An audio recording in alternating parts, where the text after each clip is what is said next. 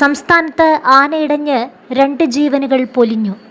സംസ്ഥാനത്ത് ആനക്കലിയിൽ ഇന്ന് 2 പേർക്കാണ് ദാരുണാന്ത്യം സംഭവിച്ചത്. അങ്കമാലി കിടങ്ങൂർ ശ്രീ മഹാവിഷ്ണു ക്ഷേത്രത്തിലും ഇരിങ്ങാലക്കുട കൂടൽമാണിക്യം ക്ഷേത്രത്തിലുമാണ് ആനകൾ ഇടഞ്ഞത്. ഉത്സവത്തിനെത്തിച്ച ആനകളാണ് അപ്രതീക്ഷിതമായി 2 പേരുടെ ജീവനെടുത്തത്. ഇരിങ്ങാലക്കുട കൂടൽമാണിക്യം ക്ഷേത്രത്തിൽ ഉത്സവത്തിനെത്തിച്ച ആന 2ാം പാപ്പാനെയാണ് ചവിട്ടിക്കൊന്നത്. ഇന്ന് ഉച്ചയോടെയായിരുന്നു സംഭവം.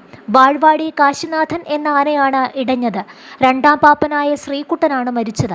വ്യാഴാഴ്ച രാത്രി നടന്ന വിളക്ക് എഴുന്നള്ളിപ്പിനിടെയും ഇതേ ആന തെറ്റിയിരുന്നു. ഉടൻ തന്നെ പാപ്പാന്മാർ ആനയെ തളച്ച് കൊട്ടിലാക്കൽ പറമ്പിലേക്ക് മാറ്റി. എന്നാൽ വെള്ളിയാഴ്ച ഉച്ചയോടെ വീണ്ടും അക്രമാസക്തനായ ആന തളച്ചിരുന്ന പറമ്പിലെ താൽക്കാലിക ഷെഡ് തകർക്കുകയും പാപ്പാന്മാരെ ആക്രമിക്കുകയുമായിരുന്നു.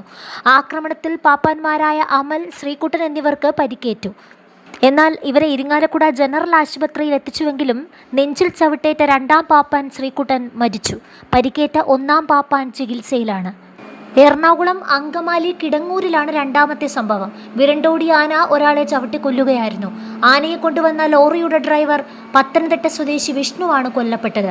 മണിക്കൂറുകളോളം ഭീതി പരത്തിയ മയ്യനാട് അരുണിമ പാർത്ഥസാരഥി എന്ന ആന ആക്രമണത്തിനു ശേഷം വിഷ്ണുവിനരികിൽ തുടർന്നതിനാൽ ഏറെ സമയം കഴിഞ്ഞാണ് ആനയുടെ കൊമ്പിൻ്റെ പരിക്ക് ഫോട്ടോ എടുത്ത് ഉടമയ്ക്ക് അയക്കാൻ തുടങ്ങുമ്പോഴാണ് വിഷ്ണുവിനെ ആക്രമിച്ചതെന്ന് ഒപ്പമുണ്ടായിരുന്നവർ പറയുന്നു.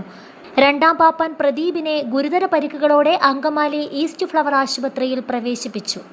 സമീപത്തെ സുബ്രഹ്മണ്യ ക്ഷേത്രത്തിലെ എഴുന്നള്ളത്തിനായി കൊണ്ടുവന്ന ആനയെ കുളിപ്പിച്ചതിനു ശേഷം കിടങ്ങൂർ മഹാവിഷ്ണു ക്ഷേത്രത്തിൽ തൊഴാനായി എത്തിച്ചപ്പോഴാണ് വിരണ്ടോടിയത്.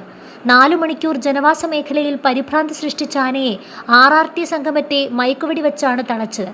പ്രദേശത്തെ കാറും ബൈക്കുകളും ഉൾപ്പെടെയുള്ളവ ആന തകർത്തിരുന്നു.